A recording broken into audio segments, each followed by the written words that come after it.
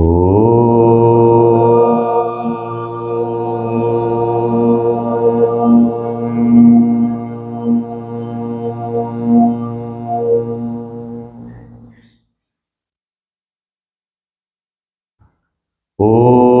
Shri Ganeshaya Namaha. Om Shri Saraswatyai Namaha. Om Shri Gurubhyo Namaha. Om Samasta Jana Kalyane Niratam Karunamayam Namami Chinmayam Devam Sadgurum Brahma Vidvaram. Om Mukam Karoti Vachalam Pangum Langhayate Girim Yakrpatamaham Vande Paramananda Madhavam. Om Parthaya Pratibodhitam Bhagavata Narayanena Swayam Vyasena Grathitam Purana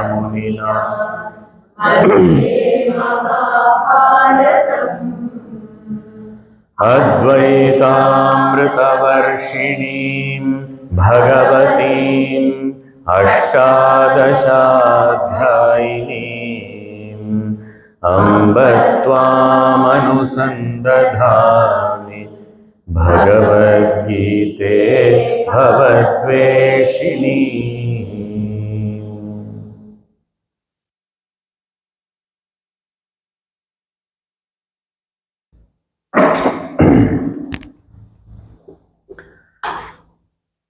Srimad Bhagavad Gita, Chapter 2. We are moving towards the last few verses, where Bhagavan Shri Krishna is giving a very, very beautiful account of a man of realization.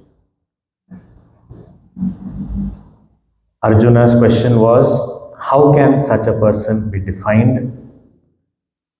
How is a man of realization by himself and when he is interacting with the world around? So, in this portion, Bhagavan has been talking about, if not on this path and as progressed as a man of realization, what would be the condition of such a seeker? That downfall is being talked about as a warning, as a caution for all seekers. And continuing that same part of the instruction, Bhagavan is saying in verse number 67, we shall read the verse. Indriyanam hi charatam yanmano vidhiyate tadasya harati prajñam vayurnavamivambhasi.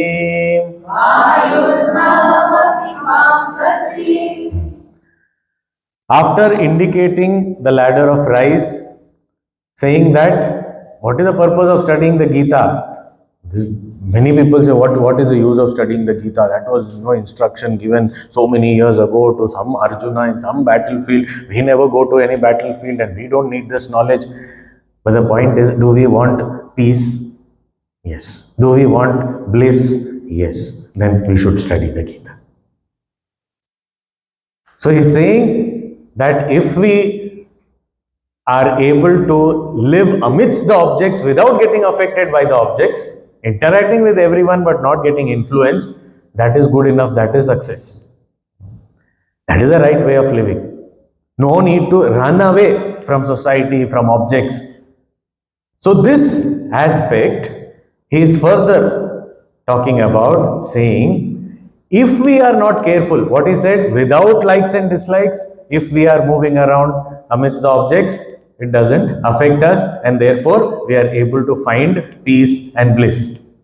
But on the other hand, contrary to that, if charatam indriyanam hi yat manah anuvidhiyate.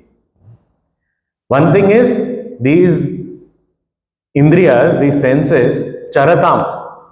Charatam, one meaning is moving about. But charatam also means grazing. So these indriyas are grazing. What? Objects of the world. Like an animal, a carnivore, a herbivore. It sees fresh green grass. What happens? I want to go there. But if it is tied, then it can't go there. Otherwise, as soon as it is reached, you want to go. So similarly, our senses also, as soon as some attractive object is seen, immediately wants to go out. And not only that, the indriyas are extrovert and moving towards objects, if the mind also follows the indriyas, yat manaha anuvidhiyate, goes behind, supports this extroverted indulgence of the indriyas. It is not talking about what is necessary to be done. For example, while we are driving, the eyes have to be kept open. It has to see color and form. Ears have to be open to hear the vehicles and traffic and everything. So all that is necessary when we are living in the world. But beyond that necessity, when it goes to the level of indulgence, just for mere enjoyment. So that is already Karma Yoga has been pointed out, saying that it is only duty and nothing else. Kartavya karmani eva adhikarate. That was already talked about. After this discussion is happening. So it is not about what is necessary that the indriyas, the senses are going after, but what I feel like having according to my likes and dislikes. Duty, I don't like, so I don't do. But something else, I like, I want to go there. So the indriyas are taking decision, going somewhere, and the mind is also allowing them to go. Rather, mind is accompanying. It is also flowing out to these objects. I think, so nice. Never experienced this before. How nice if it would be if I can get it again. Then what happens? Dhyayato vishayan pumsaha sangasteshu upajayate sangat sanjayate kama dag dag dag dag dag, ball comes down the staircase, then pranashyati. Then again get up, start climbing, again reach somewhere. So here he's saying that if the mind follows like that, if the mind does not restrain, and that is why when we read Upanishads, especially Kathopanishad, it has a metaphor of the chariot, where it is said that like the chariot, it is our body is like the chariot, and then the mind is like the reins, lagam, and then the senses are like the horses. And who has the reins in their hand? The charioteer, who is our buddhi, our stable, discriminative intellect.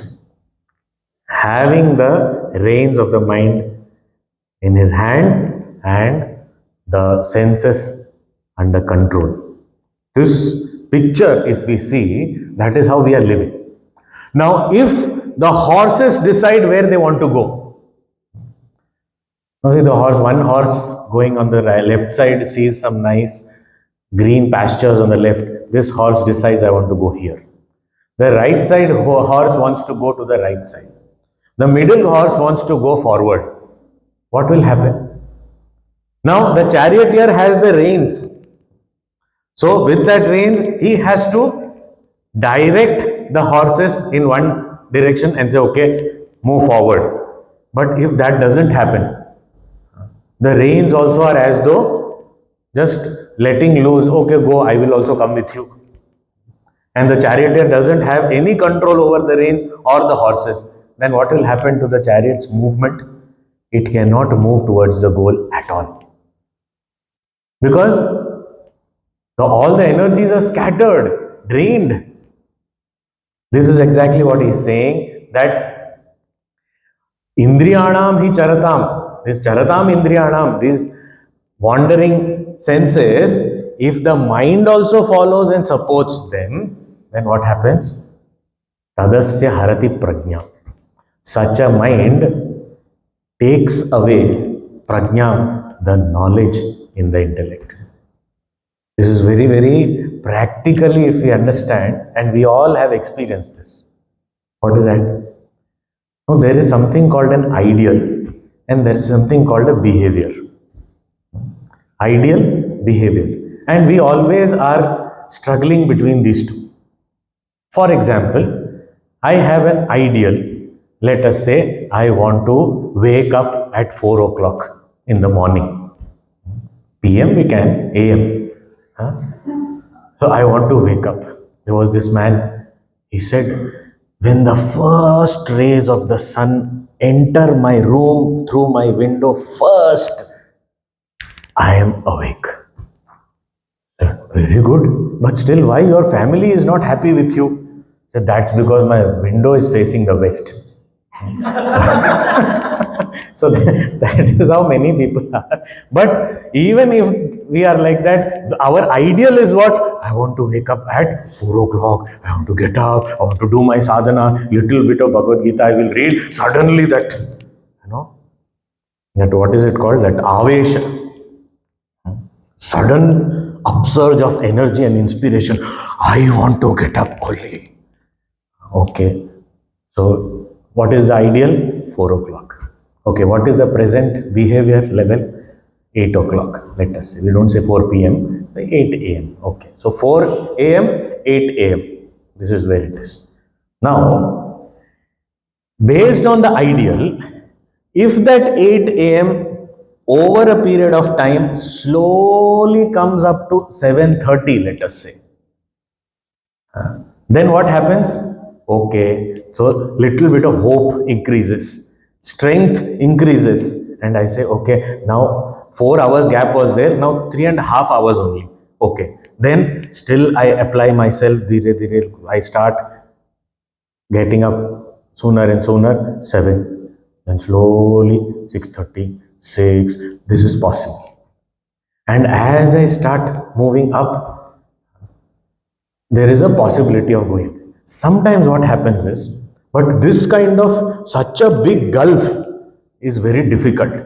Now, when we are at 8 and we want to reach 4, we feel it is not going to be possible in this lifetime. Can't do. Okay, then what to do? Then we feel, okay, then somebody advises us. That is why the compassionate guru is required. Say, don't be impractical. You are at 8 o'clock and you want to reach 4 o'clock. What is this? And that overnight you want this change to happen. Don't happen. You need patience. Okay, so what should I do? From 8, try for 7. That is more inspiring. That, okay, this much I can do. 4 hours, it is very difficult. Maybe 1 or 2 days because of that enthusiasm I may do. After that, it's not possible for a long time. Then I give up. No. So 1 hour. Okay, 7. Now, my ideal has come down to 7 for a practical purpose, and I say my behavior has to raise from 8 to 7. Okay, very good. Now, if the behavior raises to 7, what will happen to the ideal? Will it remain there only? No, it will go to 6. So, my behavior from 8 has come to 7 because the ideal was at 7. Now, as soon as it is about to touch 7, the ideal again raises itself, and this we are doing ourselves. Nobody is telling us. We are doing it ourselves. We say, okay, why? Because ultimately I want to reach 4. So okay, it goes to 7, 6. Then slowly that 7 also slowly reaches 6. When it is about to reach 6, this has gone up to 5:30. Then it is about to reach 5:30, it is gone. But let us say the ideal is 7, I am at 8. I go up to 7:30 and I say, Everything is happening only, no? Why do I need to go sooner and sooner? Everything, my life is going on. 8 also it was going on. Now I have reached 7:30. I think it is good enough. Satisfied here.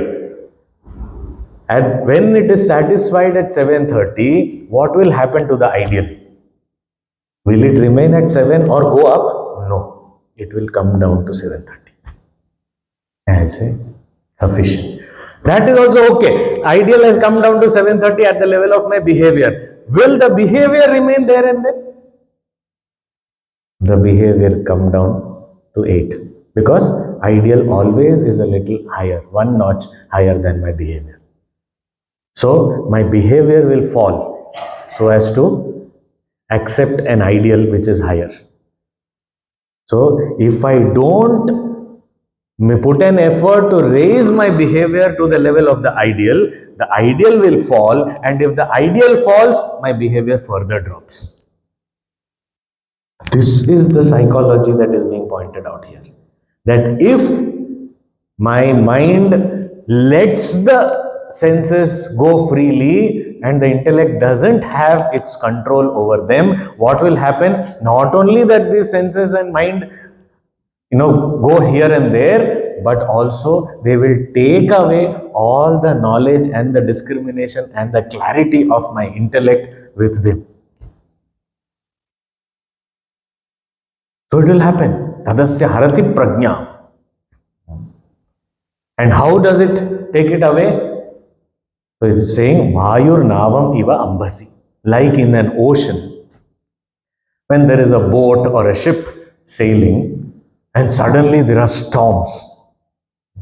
So what happens? The boat or the ship is going in one direction. It wants to move in that direction, but these storms will take the boat in some other direction only, which is not desirable. That is exactly what will happen to the chariot of our life if we let the senses and the mind loose. Tadasya harati prajnam vayur navam iva ambasi. So therefore, if we have an ideal, that is the buddhi, we have to try and keep the senses and mind aspiring to reach that ideal, not settle down that the buddhi comes down, that okay, I am happy with this. Then there will be further downfall keep happening. So I have to make sure that there is a ideal which is high enough and I keep on putting in effort to reach there. So the mind should not confirm, because see, senses are there, intellect is there. In between, there is mind. If the mind is attached to the senses and detached from the intellect, then all vitality will be lost. There won't be any progress in any direction. Even if there is, there will be a downfall in a backward direction and not in the forward direction towards my goal. Whereas if the mind chooses the intellect means knowledge, understanding, and with that knowledge and understanding, I am able to restrain my senses also. Then what happens? My chariot of life moves towards the goal, which I have only decided. Here, in this whole picture, there is no third person involved. I myself only have decided, I have only started walking the path, and I myself am doing things which are counterproductive to me. Nobody else is here involved in this process. Nobody is saying, no, I am tempting you, you please come here. Objects are not tempting us. So if we run after that, the same verse with the same words can also be interpreted slightly differently. He's saying that charatam indriyanam madhye, among all these senses which are running around behind their own respective objects, because each sense has its own object. Like eyes have its own object of color and form, ears its own object of sound, nose has its own object of smell, the tongue has its own object of taste, the skin its own object of touch. So they are all, among all these senses running after their respective objects, Yat manaha anuvidhiyate means if the mind follows even one of those,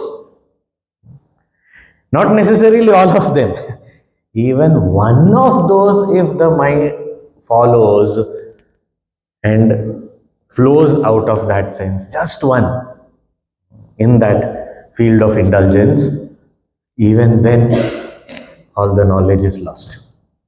And for this, Bhagavan Shankaracharya ji has given very strong 5 examples.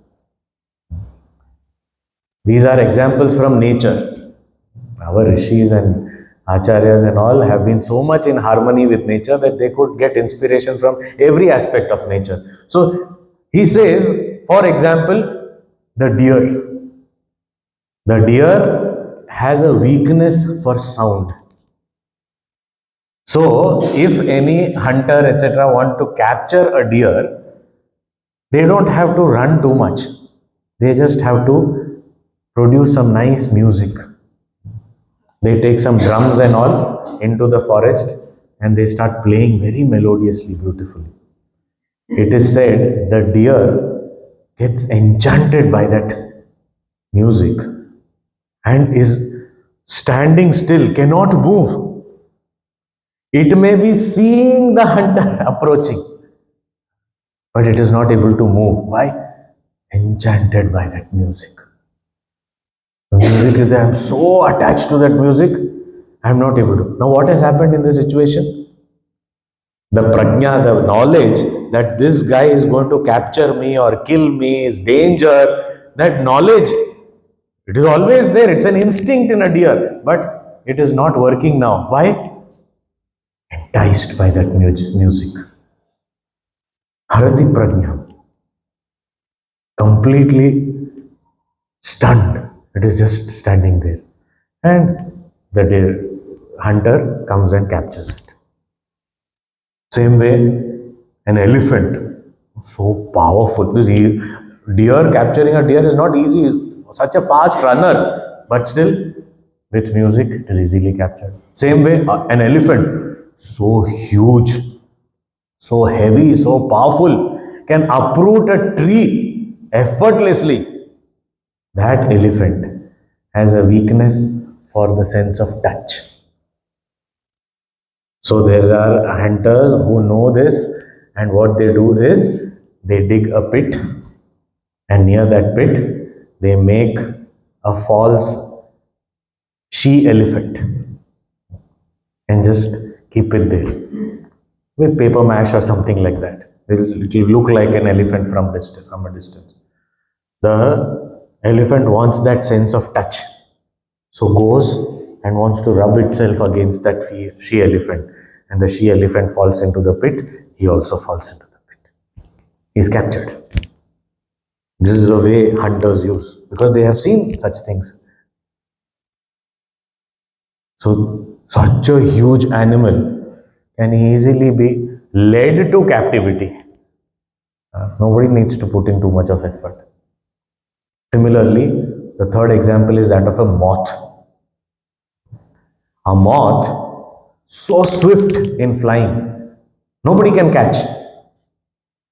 But if there is fire, the flames of the fire, the moth gets so attracted.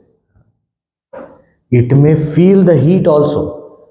It may know this is my death, but still cannot resist and jumps into the fire. So attracted by just that brilliance of the fire, this light. So many people, we have those insects coming after rains sometimes in the evenings, those insects with large wings and all. Oh, many sometimes come. So one way of clearing them up, people do this in villages and all. But if there is a light or something or a lamp or something, they'll put a trough filled with water near that or under that. So what happens? That light is reflected in that water, and those insects, they feel that this is the light. They immediately want to jump there and they fall into that water. So they can't resist. They're seeing it. attracted by that light.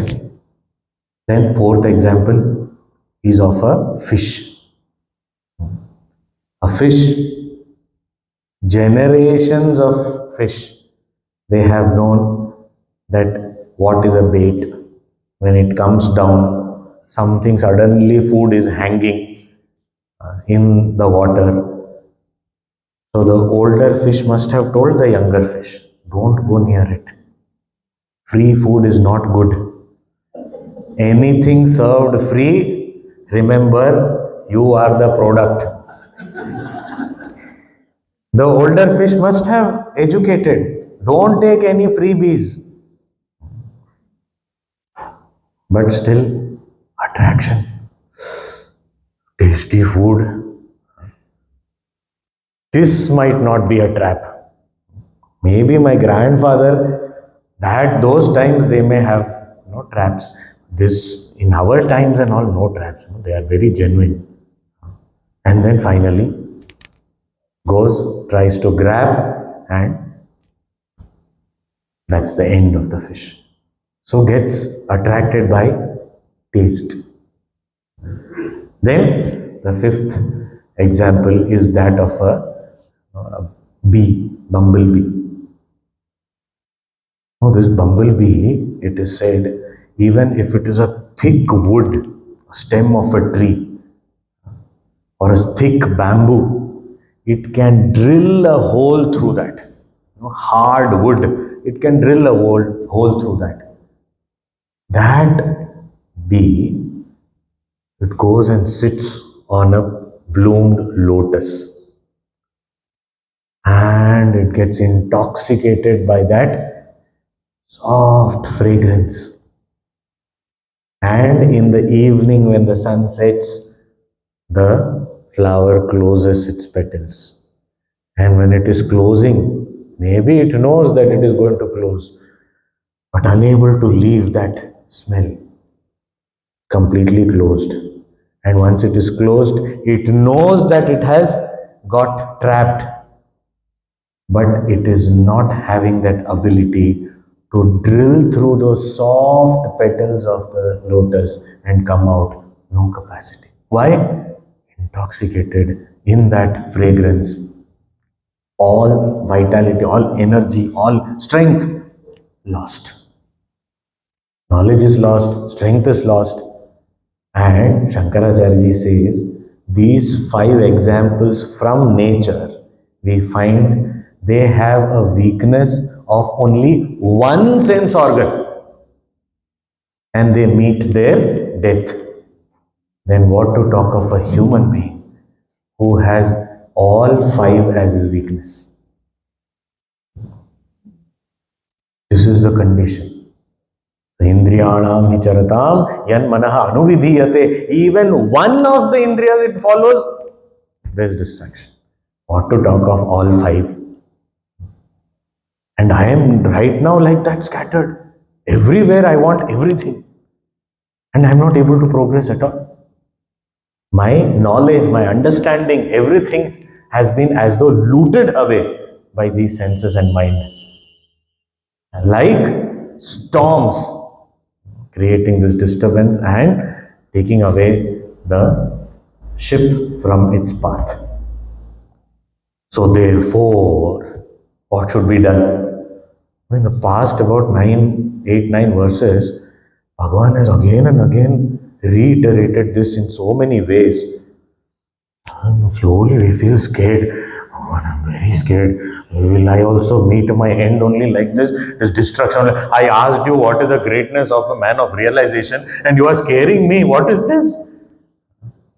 Bhagavan says, I am not scaring you. I am only warning you. I am only cautioning you. I am only alerting you that for a person who has studied the scriptures, for them also there is no danger is there. Yatato yapi kaunteya purushasya vipashchita indriyani pramatini haranti yatato yapi kaunteya purushasya vipashchitaha what is that? Now I am remembering only this verse. Indriyani pramathini correct only, I was not remembering. Okay. Indriyani pramathini haranti prasabham manah. So the topic started from there. Yatato hyapi kaunteya. Even a learned person, if the mind and senses are not under control, will take away the knowledge. So therefore, beware. And if it happens, what kind of fall will happen? And it will be very difficult to get up and again walk. So beware. Again and again warning us. That whole topic now is kind of being concluded in this next verse number 68. And he's saying, तस्माद्यस्य महाबाहो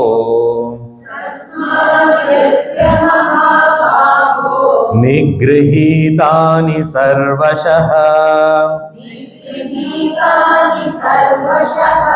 इन्द्रियाणीन्द्रियार्थेभ्यः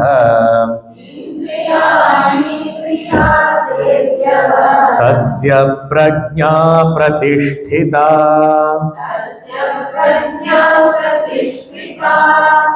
Tasmat, therefore. So wherever tasmat comes, means it is concluding this discussion. Bhagavan is saying, Hey Mahabaho, O mighty armed Arjuna. This is very significant address. Arjuna is being addressed as the mighty armed. You are so powerful. So powerful, good. But now show your power in this. What is the power to be shown? He says, Yasya indriyani sarvashah indriyebhyah nigrihitani. The one whose senses are indriyani, indriyebhyah, from the sense objects, sarvashah nigrihitani. From all directions, it has been restrained, collected. Such a person, tasya prajna pratishtita. His knowledge, wisdom is steady. So a person whose all his senses are collected, restrained from unnecessary wanderings in the field of objects. Such a person's mind or the intellect or the wisdom or the knowledge is steady. He is a sthita prajna. So for a man of wisdom, it is effortless to withdraw the senses. Like the example was given of the turtle or the tortoise. That as soon as it senses any danger, immediately restrain. So this restraint, and not just when danger is sensed, but when it is not necessary. A man of wisdom can easily withdraw his senses and just be happy. This is called uparati. Uparati means the ability to withdraw the senses and mind and remain happy. We also withdraw. But on withdrawal, we are not happy. We are waiting for that cause which has forced me to withdraw. As soon as that cause has gone, immediately everything comes out. Like children having the book and studying. And then he's seen mother has gone to sleep. Video game. What happened? And that was the cause forcing me to withdraw my senses and apply it in the right direction. So constantly looking there. Gone. Now slept. Okay. Gone. Then all senses come out with a vengeance. This is what we did post-COVID. Did we not do?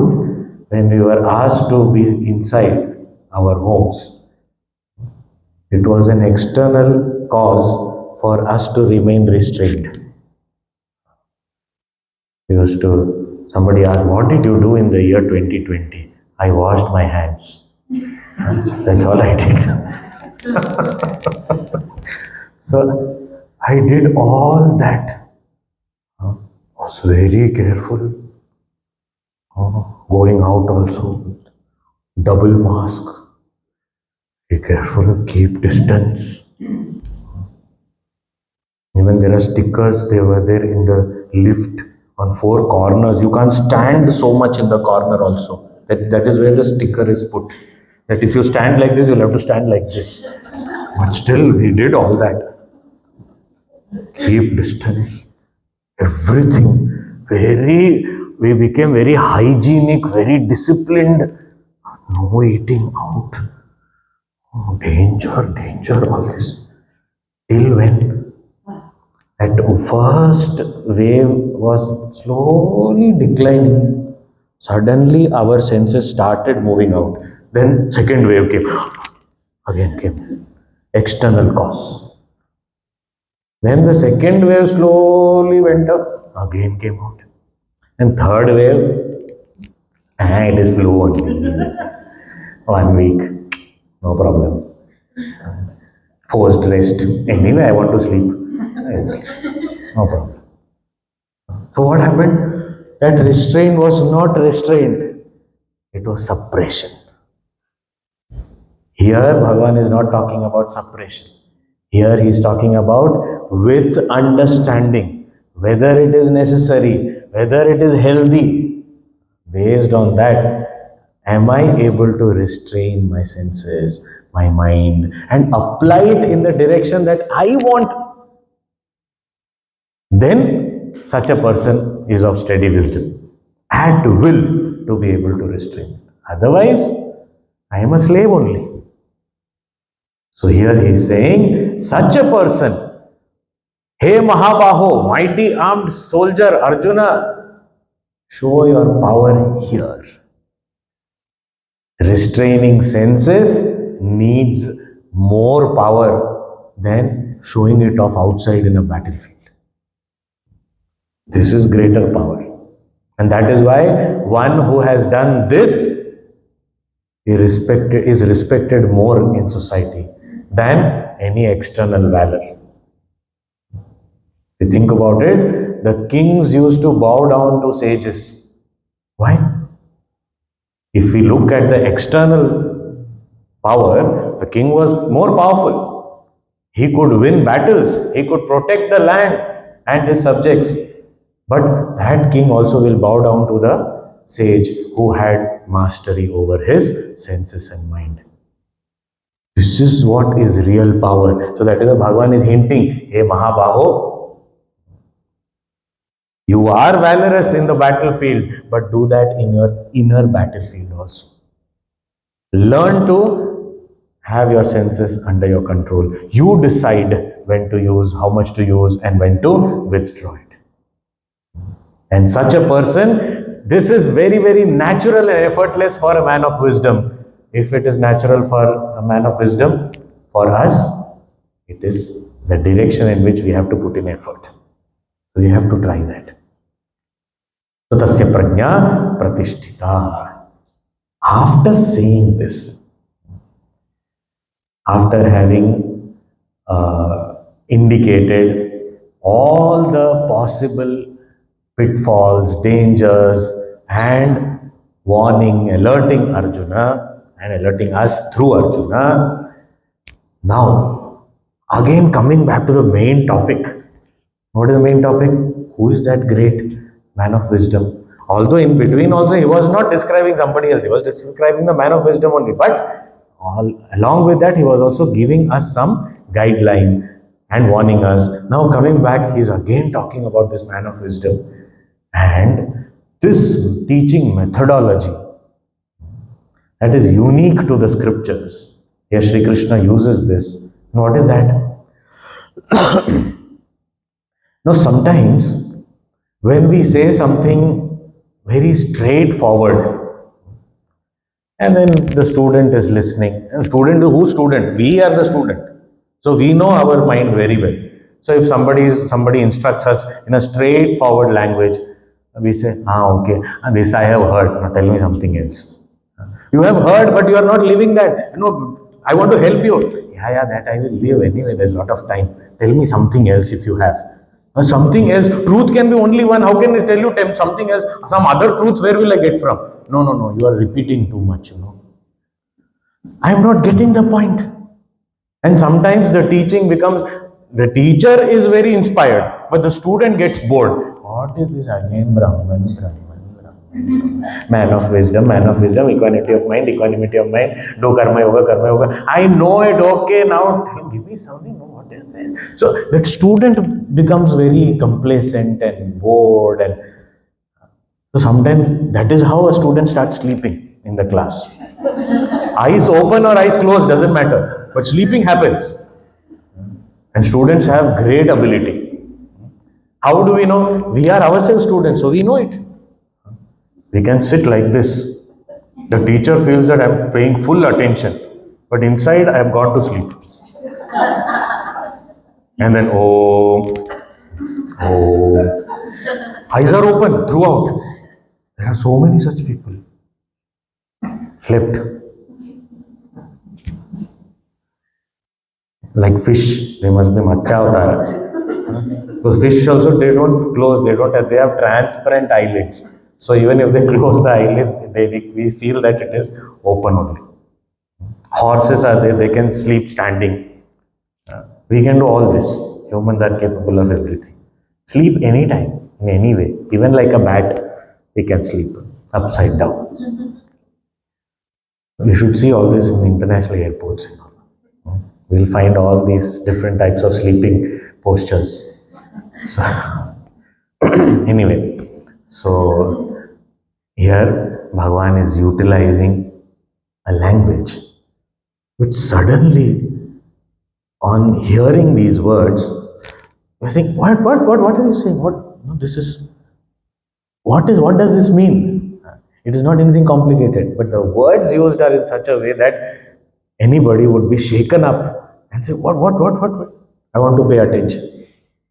This is the beauty. That is why we say Krishnam Vande Jagadgurum.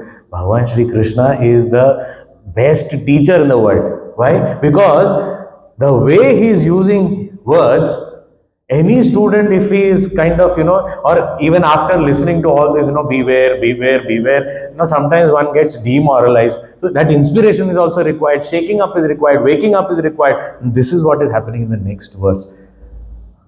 What is this next verse? Some publicity I also learned from Krishna.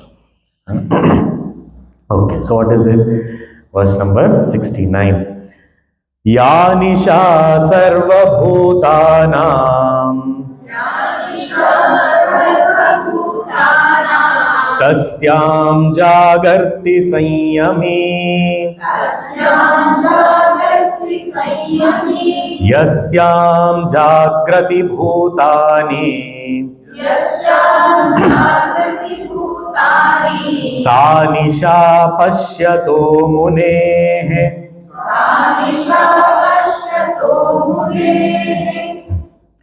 सर्वभूतानां या निशा, that which is night for everybody, in that night tasyam sanyami jagarti, a man of realization, one who has restrained his senses, sanyami jagarti, is awake. So that which is night for everyone, a man of wisdom is awake. Okay? And yasyam jagrati bhutani, and that in which everybody is awake, this man of contemplation, Muni, for him it is like night. He looks at it as night. So what is he saying? Bhagavan, what? Say that again. That which is night for all beings, a man of restraint and wisdom keeps awake. And that in which everybody is awake, for a man of contemplation and wisdom, that is like night.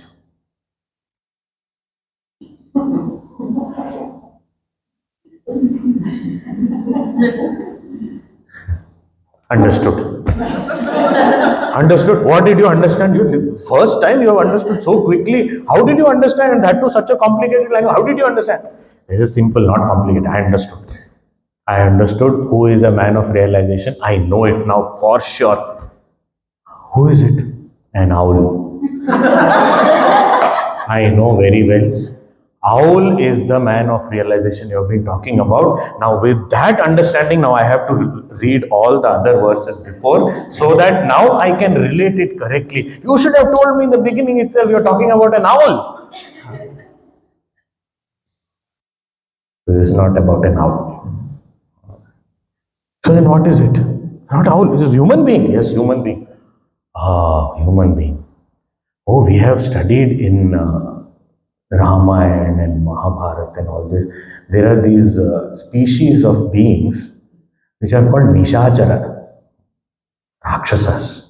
They keep awake at night and they sleep in the day. Oh, so are you talking about them? They are men of realization. I didn't know that. No, we are not talking about them also. Oh, then, so they have something in common. Then no, they don't have anything in common. Then what is this? What do you mean? That which is night for all the beings, a man of realization is awake, means what? That which is night means in darkness I can't see, I don't know. So that which all beings do not know and recognize, a man of realization is awake to that. And what is that? That Supreme Self. So a man of realization is awake to that Supreme Self to which all beings are sleeping. Means they don't have any entry into his experience of the Self. They are completely oblivious of the existence of that Supreme Self. Whereas a man of realization is awake to that experience. And the other way, whatever the worldly people are awake to, what are they awake to? Sense pleasures, all this transactional life. To all that, the man of realization is sleeping. Means, even if he is seeing it as night. Night means what? At night you sleep, and when you sleep, you dream. So he is seeing it as dream. He is not seeing it as real. So what is real for everyone? For a man of realization, it is just illusion or unreal. And what is unknown completely to everyone, for a man of realization, he is awakened to that. So if we understand this, a person who is ignorant does not have entry into the realm of experience of a man of knowledge. So what is that enlightenment? What is that awakening? What is that state of knowledge? Difficult. Although it is so difficult, there is no entry. Still, there are so many verses, so many mantras, so many words only indicating that. And after listening to all that also, we still feel not able to grasp it. Why? Because we don't have any entry now. I cannot go there with this baggage of wrong identifications and ignorance. If I shed this, I am already there. So there is no entry into that realm. And into our realm, he doesn't want to enter. He says, after all a dream, what will I do? No, you have so much of pleasures, dream pleasures. What is the value of dream pleasures? What will I do there? So for such a person, even if he enters, even if he is seen indulging, he is aware it's just like a dream. Doesn't matter. So for us, it is just like a wow. And for him, it is just like a dream.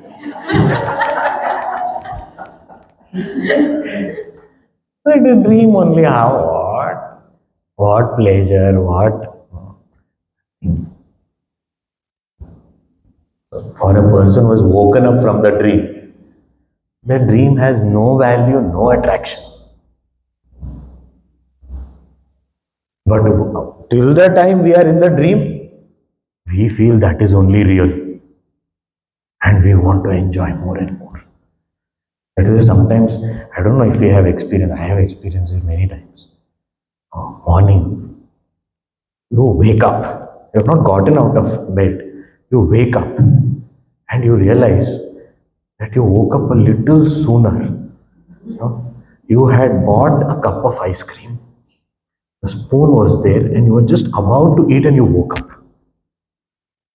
And you were like standing in the queue and waited and got it finally, and your favorite flavor, and you wanted to put one scoop in your mouth, and before that you woke up.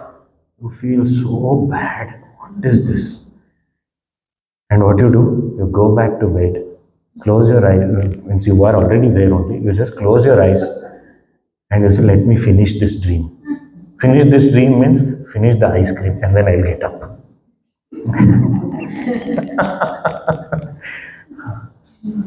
I want to complete, then I will get up. Award ceremony, Lifetime Achievement Award. And my name has been announced. I am just walking up the stairs to the stage. I woke up. Moment of glory. I was just about to enjoy that moment of glory. Press was there, all people were there. It was a full auditorium. Everyone was there to applaud. And there, such an irresponsible dreamer I am. Should have waited for a few more seconds. I would have got that award, taken photographs, then I should have woken up. You all understand how laughable this is. This is exactly how a man of realization feels about us.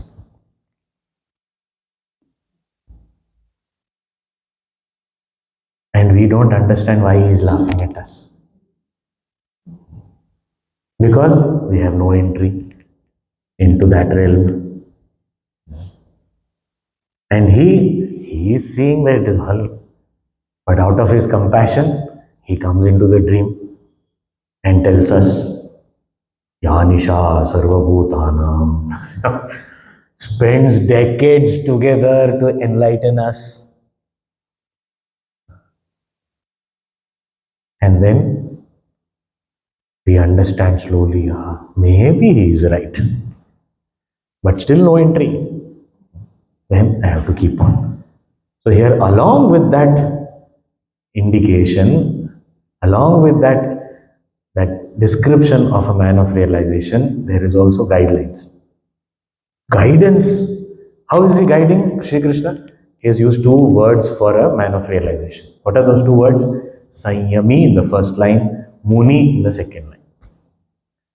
The one who has his senses and mind under control is a Sanyami. So who is a man of wisdom? For him, effortlessly the mind and senses are under control.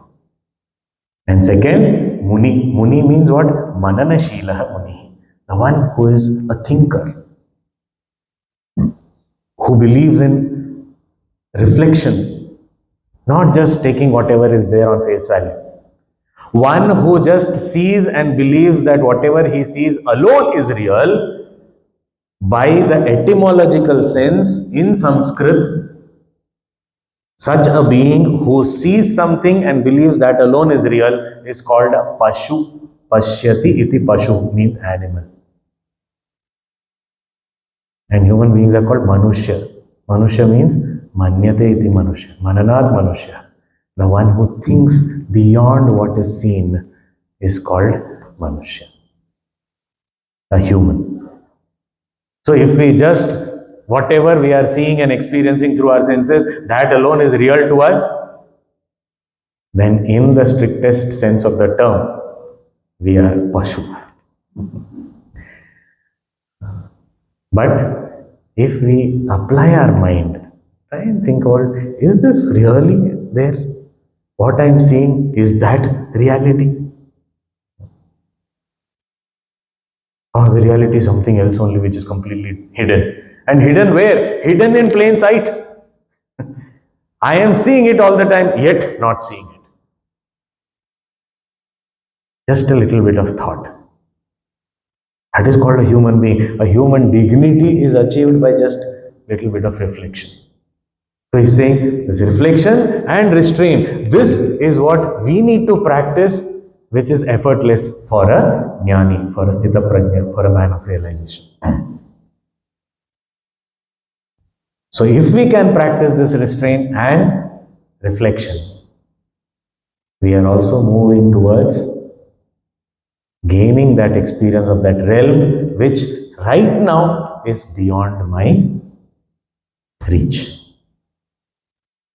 So that which is like night for everybody, they don't know it at all, that self, the jnani is awakened to. And that which everyone is awakened to, that which everyone is experiencing as real, the jnani, for him, it is like night only. He is not even interested in that.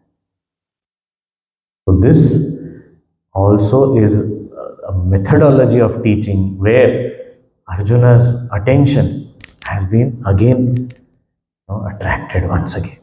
And Arjuna must be paying attention. It is for us more than anybody else. What are you saying? Got your attention. And such a profound thought has been just injected into us.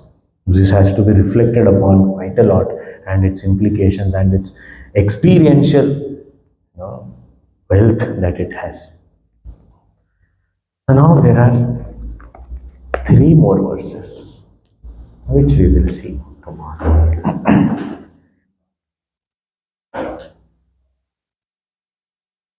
Om Purnamadah Purnamidam Purnat Purnamudachyate Purnasya Purnamadaya Purnameva Vashishyate.